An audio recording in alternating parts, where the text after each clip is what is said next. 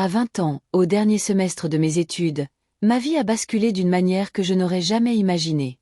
Les examens finaux approchaient à grands pas, je travaillais à temps partiel et mes parents, Ted et Mila, m'avaient autorisé à vivre chez eux pour que je puisse gérer les frais de scolarité, les factures et le loyer. Puis ma sœur Julie, 25 ans, a annoncé qu'elle était enceinte. Ce fut un choc, elle n'avait pas de relation sérieuse. Et mes parents se sont immédiatement enthousiasmés à l'idée de devenir grands-parents. Ils ont commencé à organiser la fête prénatale, la chambre du bébé, tout. Au début, je pensais que ça irait. Julie avait un travail et pouvait se débrouiller. Mais très vite, mes parents m'ont dit qu'elle devait revenir vivre à la maison, qu'ils voulaient la soutenir pendant sa grossesse et après la naissance du bébé. Puis ils m'ont annoncé l'impossible, je devais partir.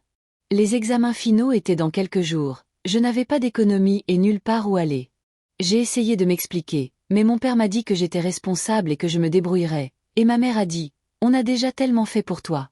C'est au tour de Julie maintenant. J'étais abasourdie. J'avais toujours cru que mes parents me soutiendraient, mais ils me repoussaient au moment où j'avais le plus besoin d'eux. Leur maison était immense, et pourtant, je me retrouvais livrée à moi-même. J'ai appelé des amis, cherché un logement, et j'ai fini par dormir dans ma voiture cette première nuit, transie de froid et seule. Une amie m'a hébergée sur son canapé, et j'ai passé ces semaines à jongler entre les examens, le travail et la survie. J'ai réussi, même si les notes n'étaient pas celles que j'espérais, et j'ai obtenu mon diplôme, soulagée plutôt que fière, mes parents étant absents, absorbés par Julie et sa grossesse. Quelques mois plus tard, Julie a accouché, et je l'ai appris sur Instagram. Il ne m'avait pas invité, n'avait pas appelé, n'avait même pas remarqué mes difficultés. J'ai fini par emménager dans un petit appartement, enfin stable. Julie m'a contacté une fois, m'a envoyé une photo de son fils, mais je n'ai pas répondu, ne sachant pas comment gérer mes sentiments. 2 ans ont passé, sans nouvelles, jusqu'à un message de ma mère. Elle s'excusait, disait que je leur manquais et qu'il voulait que je sois au mariage de Julie. Après tout ce qui s'était passé, j'étais abasourdie. J'avais reconstruit ma vie seule, survécu aux pires épreuves, et maintenant ils me voulaient de retour comme si de rien n'était. Je leur ai dit que je ne pouvais pas oublier, que je ne viendrais pas. Julie a pris contact avec moi séparément, me disant que je lui manquais, qu'elle voulait que son fils connaisse sa tante. Ces messages m'ont profondément touchée. Une partie de moi s'est adoucie, une autre brûlait de colère face à son inaction quand j'avais été abandonnée. Howard, son compagnon, a également pris contact avec moi, essayant d'apaiser les tensions, mais ses paroles sonnaient creux. J'ai accepté de rencontrer Julie, sans trop savoir pourquoi, tiraillée entre la colère et l'instinct de protéger ce qui avait toujours été un lien si fort.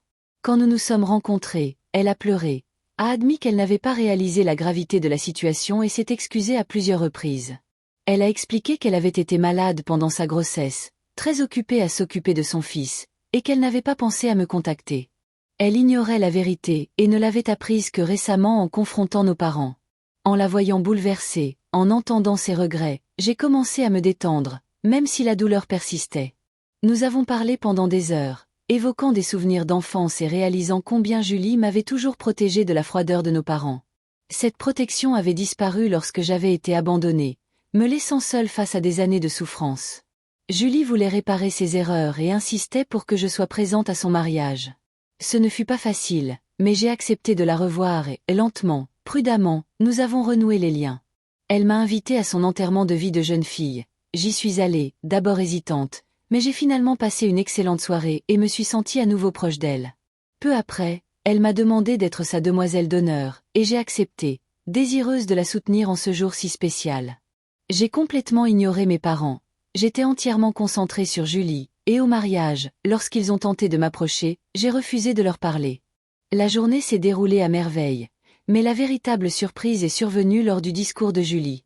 Elle s'est levée devant tous les invités et a raconté la vérité.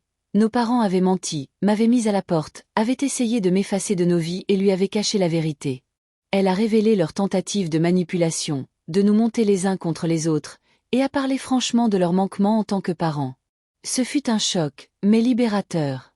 Les paroles de Julie ont mis en lumière la négligence dont nous avions été victimes, soulignant qu'en tant que mère elle-même, elle aurait agi différemment.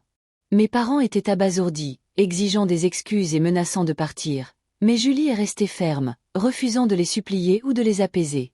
Ils sont partis, désemparés et impuissants, et pour la première fois, toute l'attention s'est portée sur Julie et la célébration de son mariage. Le reste de la soirée s'est déroulé dans la joie et la bonne humeur danse, rire, joie et le drame s'est dissipé. Depuis ce jour, ni Julie ni moi n'avons eu de nouvelles de nos parents, et la vie est plus légère, plus paisible. Nos liens sont restaurés, renforcés par l'honnêteté et la résilience, et je me sens enfin capable de célébrer ma famille à ma façon, sans que l'ombre des trahisons passées ne plane sur nous.